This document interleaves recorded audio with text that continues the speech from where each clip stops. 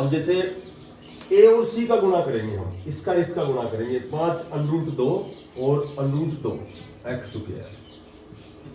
जब √2 को √2 से गुणा करेंगे तो ये पूरा 2 हो जाएगा, आधी घात इसकी आधी घात इसकी, और गुणा करेंगे तो घात जुड़ेगी, आधी आधी 1 हो जाएगी, 2 की पावर 1 हो जाएगी। या फिर √2 को √2 से करेंगे √4 हो गया, और √4 का जब रूट स्क्वायर निकालेंगे तो 2 आएगा। तो मोटी बात यह है, जब इनका गुणा करेंगे तो ये पूरा 2 और 5 इनके गुणा में है, तो 5 दूनी 10 एक्स स्क्वायर। अब 10 एक्स स्क्वायर के दो फैक्टर बनाएंगे, गुणा 10 एक्स स्क्वायर होना चाहिए, और बीच में जब उनको जोड़ेंगे तो 7 एक्स होना चाहिए। तो एक तो हो गया 5 एक्स और एक हो गया 2 एक्स, और दोनों को जमा करेंगे तो दोनों क्या हो गए, जमा के 7 एक्स। अब वही √2 एक्स स्क्वायर, इसकी जगह दो फैक्टर लिखेंगे, पहले बड़ा फैक्टर 5 एक्स और फिर 2 एक्स और प्लस 5 √2 और बराबर 0। इन दोनों में कॉमन, इन दोनों में कॉमन या कॉमन ले लिया, x कॉमन आ गया, ठीक है, x कॉमन आ गया तो यहां बच गया √2x, क्योंकि x 2 बार है, एक बार बाहर आ गया, एक बार अंदर रह गया, जमा x बाहर आ गया, यहां बच गया 5, ये जमा का निशान है इट इज। इन दोनों में कॉमन लेंगे, देखो मैंने बताया था कि 2 इज इक्वल टू √2 मल्टीप्लाई √2, √2 और √2 को गुणा करेंगे तो 2 आएगा। यहां √2 है और यहां जो 2 है इसके दो फैक्टर हो गए, इसके क्या क्या हो गए, √2 और √2। अगर मैं √2 कॉमन लेता हूं तो इस 2 में से यदि √2 बाहर ले लिया तो बच गया क्या, √2, ये x, और जमा √2 बाहर है, यहां बच गया 5 और बराबर 0। तो एक फैक्टर बन गया x प्लस √2 और एक हो गया √2x प्लस 5 और बराबर 0। x प्लस √2 बराबर 0, x निकालेंगे तो माइनस √2, यहाँ √2x प्लस 5 बराबर 0, और √2x ये 5 उधर जाएगा माइनस का, और x निकालेंगे तो ये यहाँ गुणा में ही अपोन में आएगा, -5/2। तो ये इसके दो फैक्टर हो गए, -√2 और -5/2।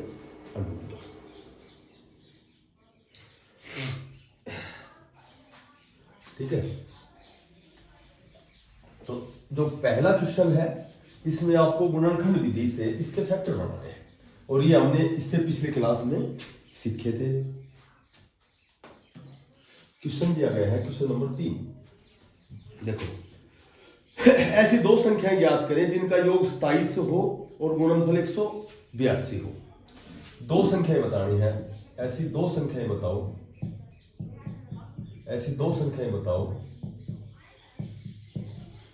ऐसी दो संख्याएं बताओ जिसका योग 27 है, जिसका योग 27 है, जिसका योग 27 है और गुणनफल 182 है, और देखो इसका गुणनफल 182 है। देखो दोनों का योग 27 है, यदि एक संख्या मैं x मानता हूं तो टोटल योग 27 है, दूसरी संख्या हो गई 27 माइनस x। टोटल जोड़ में से जब पहली संख्या घटाएंगे तो दूसरी संख्या आ जाएगी, और इनका जो गुणनफल है, गुणनफल मतलब गुणा बराबर 182 है। 27 को x से करेंगे 27x, x को x से करेंगे x स्क्वायर बराबर 182। x स्क्वायर उधर ले जाओगे प्लस का हो गया, 27x उधर ले जाओगा माइनस के हो गई, और उधर 182 जमा का है और बराबर 0। अब वही गुणनफल बना देंगे इसका, बस कैसे बनाएंगे, x square minus 27x plus 182 और बराबर 0। इसका गुणा, इसका गुणा करेंगे, वही गुणनखंड विधि, 182 x स्क्वायर हो गया। अब दो फैक्टर बनाओ कि गुणा तो 182 हो, और जो उनको सोल्व करेंगे जोड़ घटा के तो -27 बचे। तो इसके है ना, अब ऐसे फैक्टर बनाएंगे, 2 9 18 और 13 7 91। अब देखो इनमें से फैक्टर बनेंगे दो, या तो 13 दूनी 26 और 7 हो गया, या 7 दूनी 14 और 13 हो गया, ठीक है। तो अब हमें लाना है 27, तो 27 सीधी सी बात है कि 13 और 14 कितने होते हैं 27, तो 13 तो ये हो गया, और 7 दूनी 14, तो एक फैक्टर तो हो गया हमारे पास 14x, एक हो गया 13x, और ये होना चाहिए माइनस का 27, तो दोनों यदि माइनस के करेंगे तो 27 हो जाएगा, ठीक है। तो गुणा करेंगे तो 182, x को x से करेंगे x स्क्वायर, अब वही फैक्टर बनाएंगे, x square minus 14x minus 13x और प्लस 182 बराबर 0। इन दोनों के फैक्टर, इन दोनों के फैक्टर। x आ गया, x माइनस 14, ये माइनस निशान है, यहाँ 13 कॉमन ले लिया तो x बच गया, और 182 में 13 कॉमन ले लिया तो 182 में जब 13 का भाग दोगे तो क्या आएगा 14, और यहाँ जमा है बाहर माइनस है, माइनस और प्लस हमेशा माइनस हो गया, तो एक फैक्टर तो हो गया हमारे पास x माइनस 13, एक हो गया हमारे पास x माइनस 14 और बराबर 0। जब 0 के बराबर रखेंगे तो x माइनस 13 बराबर 0, x बराबर आ गया 13, x माइनस 14 बराबर 0, x निकालेंगे तो बराबर 14। तो दो संख्याएं हो गई, एक संख्या बतानी है, एक संख्या 13, एक संख्या 14, यदि उनको गुणा करोगे तो 182 आएगा।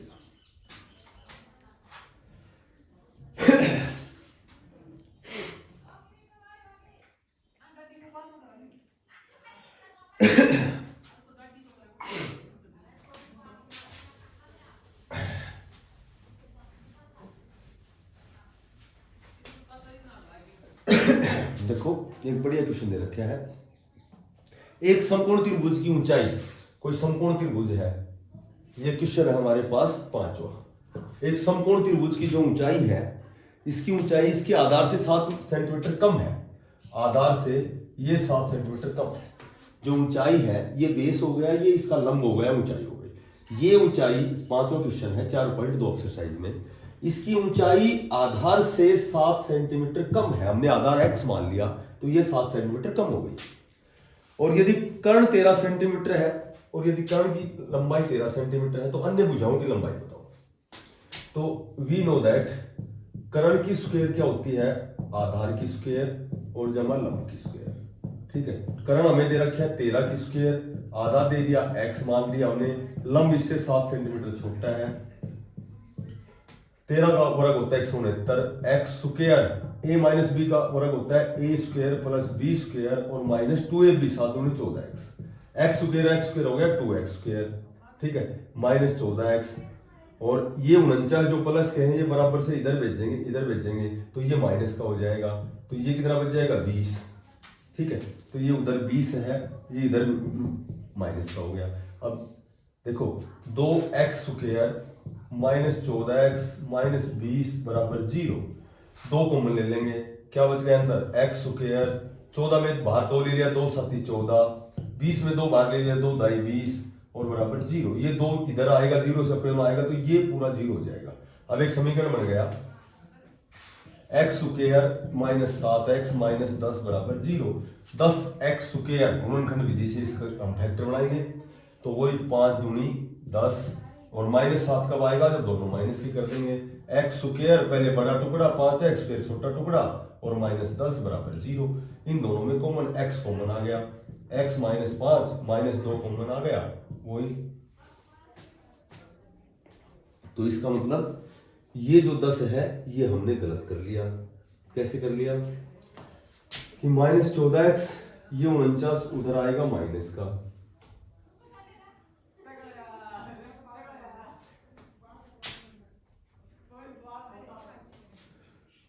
क्या दे रखा है, समकोण त्रिभुज उसका आधार से 7 सेंटीमीटर का, सही है। अब सुनो x square plus 49 minus 7 14x, बिल्कुल सही है। अच्छा उसके बाद में 169, ये 49 इधर आएगा तो ये बच गया हमारे पास, ये गलती कर दी, ये 9 में 9 घटाएंगे तो 0, 16 में 4 घटाएंगे 120 आएगा, सॉरी ये आएगा 120, यानी कि एक बार इसको फिर करते हैं, यहाँ से सो जाता है, ये घटाने में गलती हो गई, ये आ गया 120 बराबर 2x square, x square 2x square minus 14x, ठीक है। तो ये आ गया 2x स्क्वायर माइनस 14x और 120 उधर आएंगे तो ये माइनस 120 हो गया, बराबर हो गया 0, 2 कॉमन आ गया तो ये आ गया x स्क्वायर माइनस 7x और माइनस 60 बराबर 0, तो ये 2 अपॉन में जाएगा 0 हो जाएगा, x square minus 7x minus 60 बराबर 0। अब 60 इसके गुणे हो गए 60x स्क्वायर, तो 60 के फैक्टर बनाएंगे, 60 के जब हम फैक्टर बनाएंगे तो 30 दूनी 60 और 15 दूनी 30 और 5 दिया 15, तो 2 दूनी 4, 4 तिया 12 पंजू 60, एक हो गया 12x और एक हो गया 5x। माइनस कब आएगा? जब बड़ी के साथ माइनस, छोटी के साथ प्लस, क्योंकि अब घटाएंगे तो 7 ही बचेगा, ये 7 बचेगा, और गुणा इनका 60x² minus 12x plus 5x minus 60 बराबर 0। अब आएगा x माइनस 12 और प्लस 5 को मना गया तो x माइनस 12 बराबर 0। एक फैक्टर बन गया x प्लस 5 बराबर 0, तो x की वैल्यू माइनस में तो आ नहीं सकती, और एक फैक्टर है x माइनस 12 बराबर 0, तो x बराबर 12। तो ये बुझाल आधार आ गई 12, 12 में 7 घटाओगे तो ये आ गई 5, और ये करना हो गया 13। तो ये हमने गलती कर दी थी, यहाँ 20 ले लिया था, क्योंकि 169 में 49 घटाएंगे तो 120 बचेगा। ठीक है, इसको सोल्व करेंगे, उसके बाद गुणनखंड विधि से इसका फैक्टर लगाएंगे। इसमें एक सारे क्वेश्चन सेम ऐसे ही हैं, वो गुणनखंड विधि बनानी है। ठीक है, जैसे भी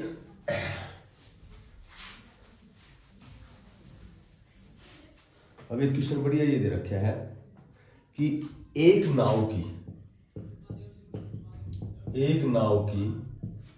ये है क्वेश्चन नंबर 10। एक नाव की शांत जल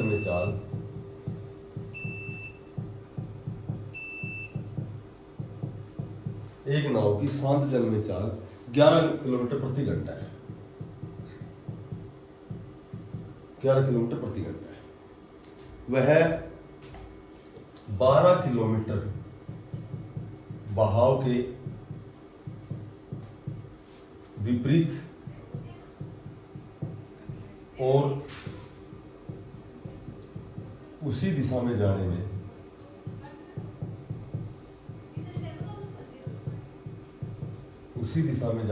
विपरीत और उसी दिशा में जाने में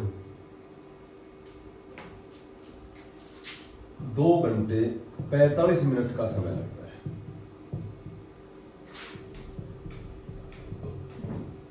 लगता है।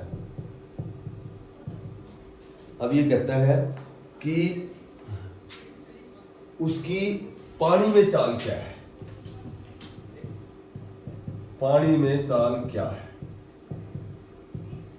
देखो क्वेश्चन थोड़ा सा समझने की है कि कोई नाव है, ये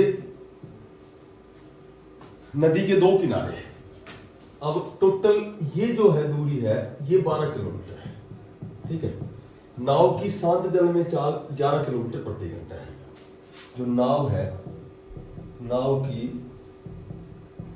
शांत जल में चाल 11 किलोमीटर प्रति घंटा है। अब जो पानी की चाल है, धारा का जो वेग है, धारा का वेग है मान लीजिए x किलोमीटर प्रति घंटा है। देखो धारा जब इस कंडीशन में बह रही है तो ये जो नाव है, नाव जब यहां से यहां जाएगी, उसी दिशा में जाएगी, तो ये क्या है कि धारा की दिशा में चाल आपस में जोड़ देते हैं, क्योंकि धारा जैसे इस कंडीशन में बह रही है, नाव व्यक्ति कोई तैराक भी उसी कंडीशन में उसी डायरेक्शन में जा रहा है, तो जो धारा का वेग मान लो x किलोमीटर प्रति घंटा है और ये नाव जो है ये 11 किलोमीटर प्रति घंटे की चाल से सेम डायरेक्शन में इसी दिशा में जा रही है, तो इसकी जो चाल है ये हो जाएगी 11 प्लस x किलोमीटर प्रति घंटा। परंतु जब ये नाव वापिस इस धारा से अपोजिट डायरेक्शन में ये ऐसे जाएगी तो धारा इसको अपनी ओर खींचेगी, तो यहाँ इसकी चाल हो जाएगी 11 माइनस x किलोमीटर प्रति घंटा। समय क्या होता है? समय होता है दूरी बटे 4। अब सुनो, एक बार तो ये नाव जाती है धारा की दिशा में और एक बार वापस आती है, तो धारा की दिशा में जाएगी तो धारा की दिशा की जो दूरी है ये 12 किलोमीटर है, और जब विपरीत दिशा में आएगी तो भी दूरी 12 किलोमीटर है, क्योंकि ये तो दूरी तो सेम है। जब धारा की दिशा में जाएगी तो चाल जुड़ करके चाल हो गई 11 प्लस x किलोमीटर प्रति घंटा, और विपरीत आएगी तो चाल हो गई 11 माइनस x किलोमीटर प्रति घंटा। जाने में समय लगेगा, देखो जाने में क्या समय लगेगा? जाने में समय लगेगा 12 बटे 11 प्लस x, यानी कि दूरी बटे चाल। आने में समय लगेगा 11 माइनस x। आने और जाने में कुल समय लगेगा बराबर 2 घंटे 45 मिनट, और मिनट के घंटे बनाएंगे तो अपॉन कर देंगे 60। 15 × 3 = 45, 15 × 4 = 60। ये हो गया 12/11 प्लस x जमा 12/11 माइनस x बराबर 4 दूनी 8 और 3 11/4। इसका एलसीएम लेके और गुणनखंड विधि से x की वैल्यू निकाल देंगे। ये थोड़ा सा बड़ा क्वेश्चन है।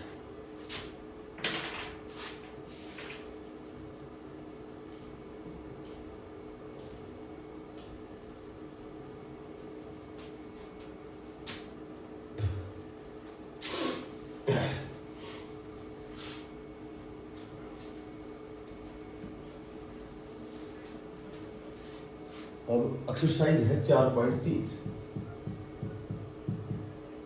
देखो सबसे पहले हमें मूलों की प्रकृति बतानी है।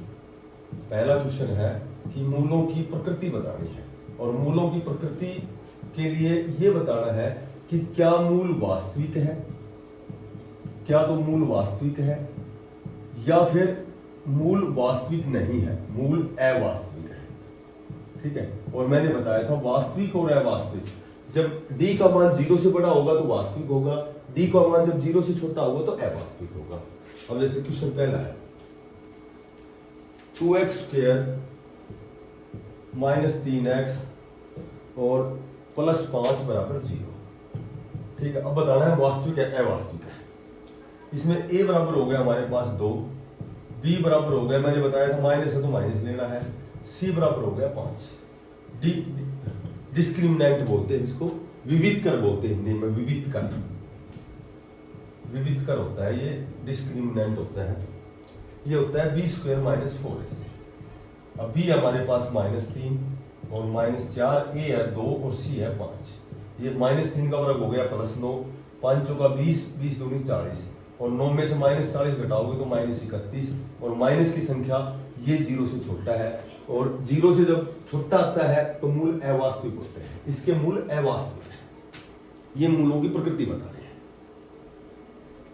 यदि मूल वास्तविक है या मूल बराबर है, वास्तविक और बराबर है, तो अल्फा और बीटा ऐसे निकालेंगे। एक निकाल के दिखाता हूं कि अल्फा बीटा कैसे निकालते हैं। देखो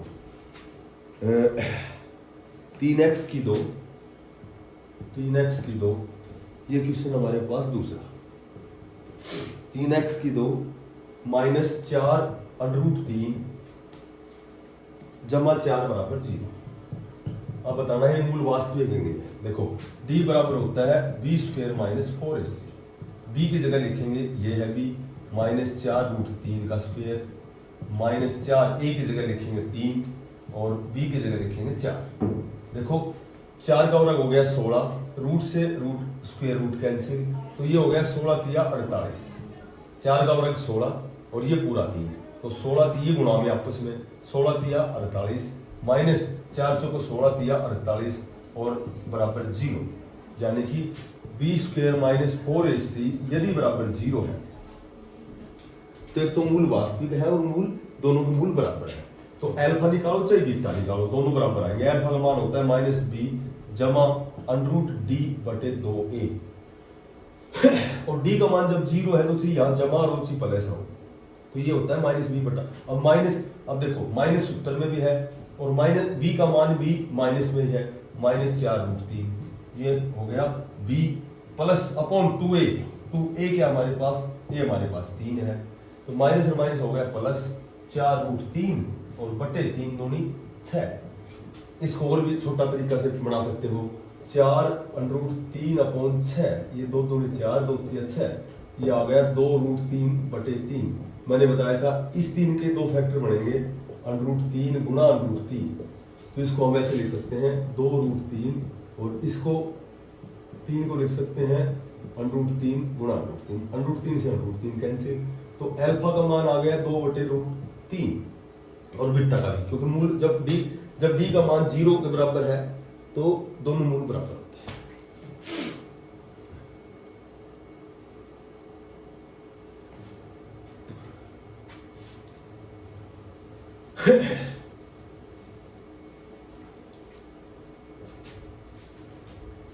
वास्तविक जब होंगे जब d का मान 0 से बड़ा होगा और अवास्तविक जब d का मान 0 से छोटा होगा। अब दूसरा क्वेश्चन है कि हमें के का मान बताना है,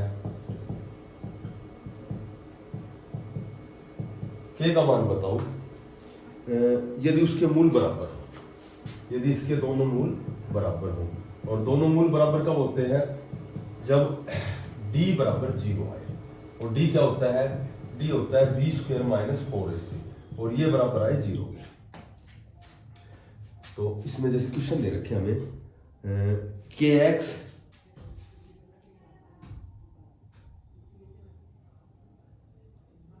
दो एक्स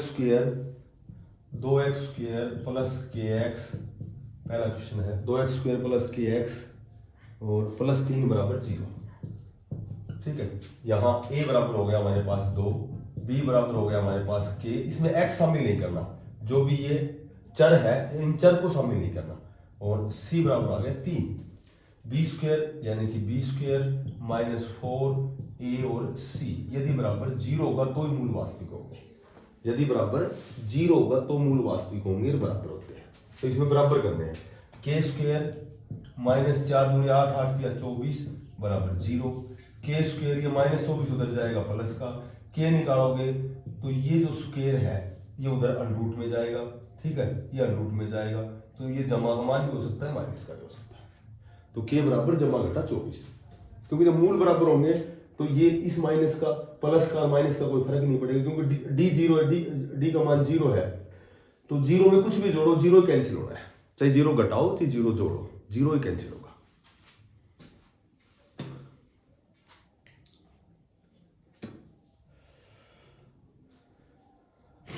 इसमें एक क्वेश्चन होता है तो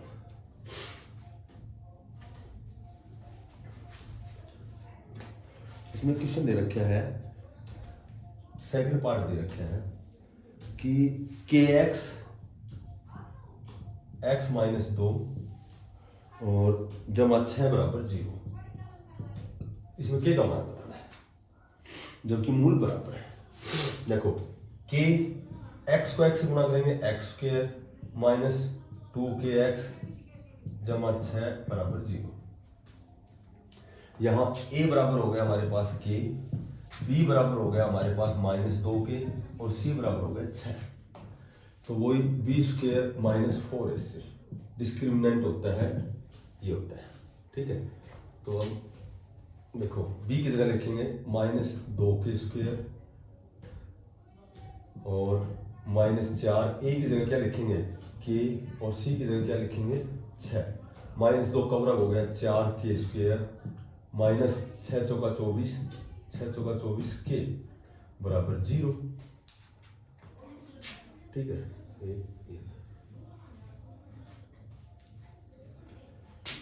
अब इसमें 4 के कॉमन ले लिया, बच गया क्या क्या k माइनस 6 बराबर 0। जब 4 के बराबर 0 करोगे तो k का मान 0, एक तो 0 आ गया, एक k माइनस 6 बराबर 0 करोगे तो माइनस से उधर जाएगा प्लस का, तो k का मान 6।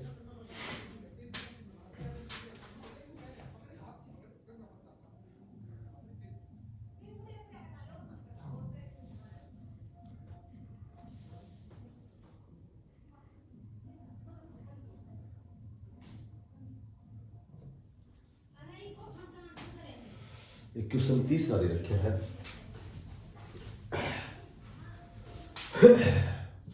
तीसरा क्वेश्चन दे रखे हैं कि क्या एक आम का बगीचा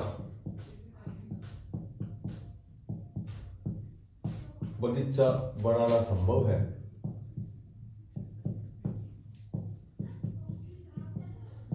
क्या एक आम का बगीचा बनाना संभव है यदि लंबाई चौड़ाई से दुगनी है, या इसकी लंबाई चौड़ाई से दुगनी है? ठीक है, और उसका क्षेत्रफल जो है वो 800 सेंटीमीटर की स्क्वायर है। तो सीधी सी बात है, जब लंबाई चौड़ाई से दुगनी है, लंबाई चौड़ाई जब अलग अलग है तो ये जो आकार है ये आयत का आकार है। ठीक है, लंबाई चौड़ाई से दुगनी, चौड़ाई x है तो लंबाई दुगनी 2x हो गई। इसका क्षेत्रफल दे रखे हमें 800 सेंटीमीटर स्क्वायर, और क्षेत्रफल क्या होता है लंबाई गुणा चौड़ाई, लंबाई गुणा चौड़ाई बराबर 800, तो 2x स्क्वायर बराबर 800 और x स्क्वायर निकालोगे तो ये जो दो यहाँ गुणा में अपोन में जाएगा, तो ये आ गया 400, एक्स स्क्वायर बराबर आ गया 400, एक्स निकालेंगे तो ये स्क्वायर स्क्वायर रूट में जाएगा, ठीक है। तो एक्स की वैल्यू आ गई 20, चौड़ाई आ गई 20 और ये दुगनी है तो लंबाई आ गई 40। तो ये बनाना संभव है।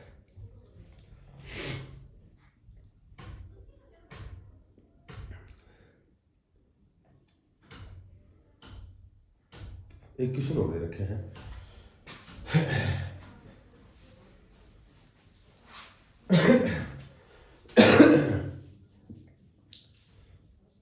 जैसे दो मित्र हैं, चौथा क्वेश्चन है, दो मित्र हैं, उन दोनों मित्रों की आयु का योग,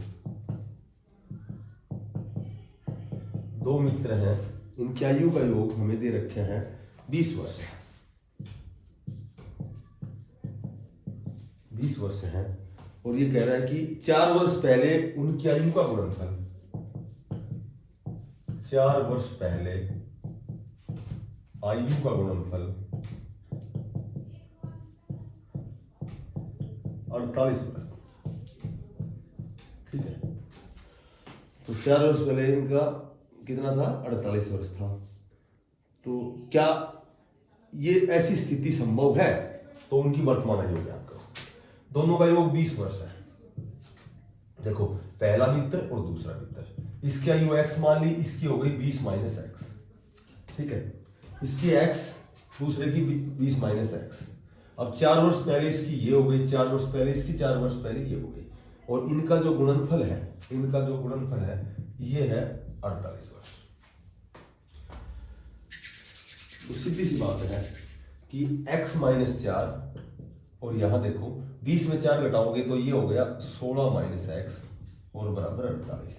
और इनको गुणा करेंगे, x माइनस 4 और 16 माइनस एक्स को गुणा करेंगे, 16 को x से करेंगे 16x, 16 को 4 से करेंगे 16 चौका 64, x को x से करेंगे तो ये आ गया माइनस एक्स स्क्वायर, ये आ गया माइनस एक्स स्क्वायर, और माइनस एक्स को माइनस 4 से करेंगे तो ये प्लस 4x। तो ये आ गया हमारे पास 16 और 4, ये 16 और 4 20x आ गया, ठीक है। माइनस 64 और माइनस एक्स स्क्वायर बराबर है, हमें दे रखा है दोनों गुणनफल 48। अब इसको कैसे करेंगे, माइनस एक्स स्क्वायर को उधर ले जाओ, प्लस का एक्स स्क्वायर हो गया, ठीक है। 20x को उधर ले जाओ, माइनस का 20x हो गया, और उधर ऑलरेडी पहले ही 48 तो जमा के दिए गए हैं, लेकिन 64 जब उधर जाएगा तो ये प्लस का 64 हो जाएगा, ठीक है। और उधर बच गया बराबर 0। ये आ गया एक्स स्क्वायर माइनस 20x, 48 और 64 10 और 11 112 प्लस 112 और बराबर 0। अब इसके फैक्टर कैसे बनाएंगे, वही गुणनखंड विधि में इसका गुणा तो 112 आएगा, तो 112 के ऐसे दो टुकड़े बनाने के लिए हमें वही गुणनखंड करने पड़ेंगे। 56 दूनी 112, 28 दूनी 56, 14 दूनी 28 और 2 7 14। अब देखो 20 लाने में, 20 कैसे ला सकते हैं, 7 दूनी 14 और 2 दूनी 4 दूनी 8, 14 और 8 से नहीं आएंगे, 2 दूनी 4 दूनी 8, ठीक है, 8 दूनी 16, 16 और 7 से भी नहीं आएंगे, 7 दूनी 14 दूनी 28 और 2 दूनी 4, 28 में से 4 घटाएंगे जब भी नहीं आएगा। तो ये 7 दूनी 14, 14 दूनी 28, 28 दूनी 6, ये भी नहीं आएगा, 2 दूनी 4 दूनी 8, 8 दूनी 16, 16 और 7 से भी नहीं आएगा। तो मेरे ख्याल से ये बनाना संभव नहीं है।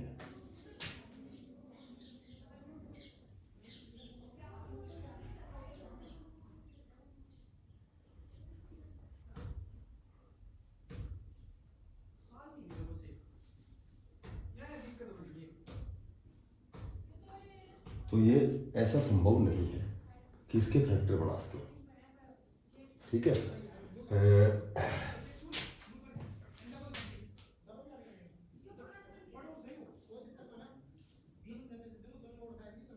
तो यदि इसके फैक्टर बनते तो ऐसा संभव था।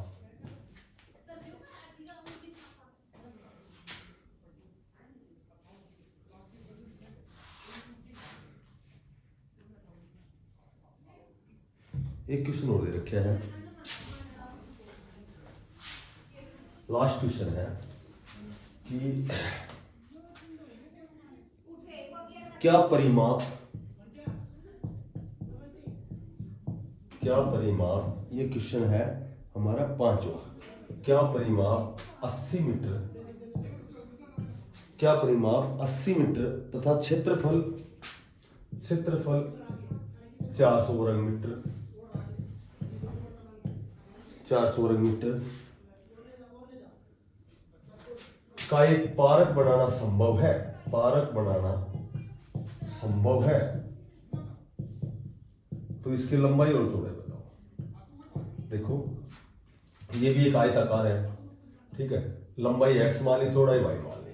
परिमाप होता है 2 इंटू एक्स प्लस वाई, लंबाई जमा चौड़ाई, ये बराबर दे रखा है 80। क्षेत्रफल होता है लंबाई गुणा चौड़ाई, ये हमें दे रखा है 400, तो ये आ गया 2x जमा 2y बराबर 80। वही 80 को इधर ले लेते हैं, 2x प्लस 2y माइनस 80 बराबर 0। 2 कॉमन लेंगे, x प्लस y माइनस 40 बराबर 0। ठीक है, अब इसको ये कर देते हैं कि यहाँ x y बराबर 400 है, यहाँ से या तो x का मान निकाल लेते हैं या y का। 400 ये y यहाँ अपॉन में आ जाएगा, तो x यहाँ लिखेंगे 400 अपॉन वाई प्लस वाई और माइनस 40 बराबर 0। तो अब क्या करेंगे, y आ गया लघुत्तम 400 प्लस वाई स्क्वायर और माइनस 40y बराबर 0। इसको लिखेंगे, कैसे लिखेंगे, द्विघात समीकरण बनाएंगे इसकी। पहले तो स्क्वायर बड़ी घात लिखेंगे y स्क्वायर, फिर b पक्ष y वाला लिखेंगे माइनस 40y और प्लस 400। अब इसके फैक्टर तो सीधा सीधा पता लग गया कि 400 के टुकड़े बनाओगे तो 20 और 20 हो गया, और दोनों को जोड़ोगे तो 40 आ गया, तो दोनों माइनस के हो जाएंगे। ये आ गए 400 वाई स्क्वायर के दो फैक्टर बनेंगे 20y और 20y, तो वाई स्क्वायर माइनस 20y फिर माइनस 20y और प्लस 400। ठीक है, तो वही y कॉमन आ गया, एक तो आ गया y माइनस 20 और माइनस 20 कॉमन आ गया, फिर आ गया y माइनस 20। तो इसके दो टुकड़े बन गए, y माइनस 20 और फिर y माइनस 20। ठीक है, बराबर 0, 0 को बराबर रखेंगे तो y बराबर ये 20 आ गया, y बराबर, तो ये भुजाएं आ जाएंगी, लंबाई और चौड़ाई 20-20। तो इसका मतलब ये एक वर्गाकार है।